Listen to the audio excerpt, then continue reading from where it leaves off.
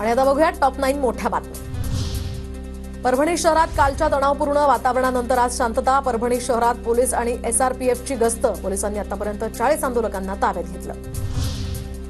आंबेडकरी संघटनांकडून आज जालन्यातील मंठा शहर बंदची हाक। परभणीतील तोडफोडीनंतर आता मंठा शहरात पोलीस अलर्ट मोडवर।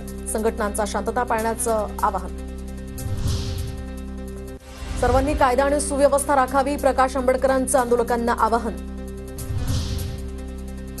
संविधानाचा अपमान करणाऱ्यांवर प्रशासनानं कठोर कारवाई करावी। आंदोलनामागे कोणी सूत्रधार आहे का हेही तपासावं। रामदास आठवलेंची प्रतिक्रिया।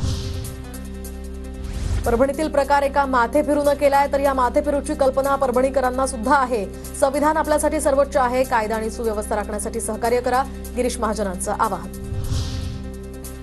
बीडमध्ये व्यापाऱ्यांसह सामान्य लोक सुद्धा दहशतीत, तर वाल्मिक कराड नावाचा माणूस सर्व घडवून आणतोय। शरद पवार गटाचे आमदार संदीप क्षीरसागर यांचा आरोप।